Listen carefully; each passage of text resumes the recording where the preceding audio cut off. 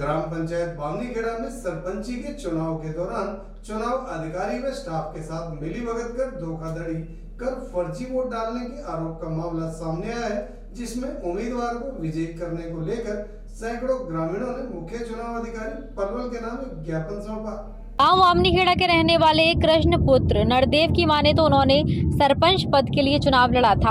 आरोप है कि 25 नवंबर को जब उनके गांव में चुनाव अधिकारियों व स्टाफ से मिलीभगत करके फर्जी वोट डाली जा रही थी। इस दौरान इस बारे में उसने व उसके पोलिंग एजेंट शिव कुमार व राजू ने विरोध भी किया, परंतु चुनाव अधिकारियों व स्टाफ ने गाँव के दबंग व्यक्तियों के दबाव में आकर उनकी एक बात नहीं सुनी और फर्जी वोट डलवा दिए तथा शाम को करीब 7 बजे के बाद जब वोटों की गिनती शुरू हुई तो चुनाव अधिकारियों ने समय रहते हुए वोटों की गिनती ना करवाई और मेरे ऊपर दबाव बनाकर मुझसे कोरे कागजों पर पहले ही हस्ताक्षर करवा लिया और रात के करीब 8 बजे उन्होंने मेरे पक्ष में आई वोटों को कम करके 964 दर्शा दिया और विजयी उम्मीदवार को 1005 वोट दिखा दी और जिस पर पेपर पे सभी उम्मीदवारों के पक्ष में जो वोट दर्शाई थी उस पेपर पे मेरे नाम के सामने बूथ नंबर 115 पर फ्लूट लगाकर मतगणना में फेरबदल कर दिया। जब मेरे पोलिंग एजेंटों ने इस बात पर एतराज जताया और हमने जब दोबारा से वोटों की गिनती की मांग की तो हमारी कोई सुनवाई नहीं हुई और उल्टा मुझे व मेरे एजेंटों को पुलिस बल का प्रयोग करके जबरदस्ती बाहर कर दिया। कृष्ण ने ज्ञापन के माध्यम से मांग की है कि पंचायत चुनाव में सरपंच पद पर हुए चुनाव की वोटों की निष्पक्ष जाँच कराकर गिनती दोबारा से कराई जाए और मुझे व मेरे गाँव बामनीखेड़ा के लोगों को न्याय दिलाया जाए। सर, चुनाव में मुझे विजय कर दिया गया था बूथ उसमें। हाँ, तो सर काउंटिंग में सर मुझे विजय कर दिया। मुझसे बोले तो सब लड्डू लेगा, अंदर से लड्डू लेगा। तो सर मैं बाहर निकला था लड्डू लाने के लिए सर।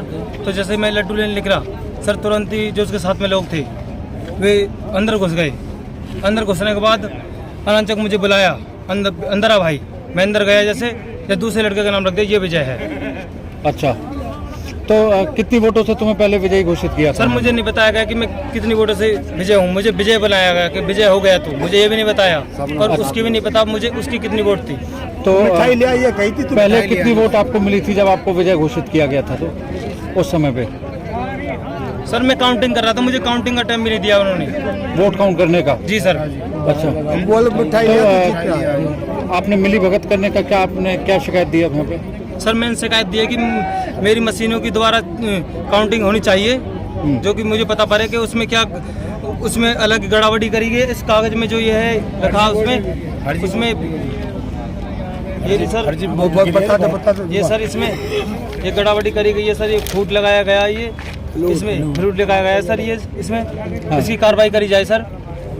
और सर जो ये हमारे गांव में ये फर्जी वोट करी गई है सर, ये जाली वोट बहुत, जिसमें सर ये वार्ड नंबर ये वाला सर, ये वार्ड नंबर 3 से 5 सर, ये वाला सर, ये 117 सर।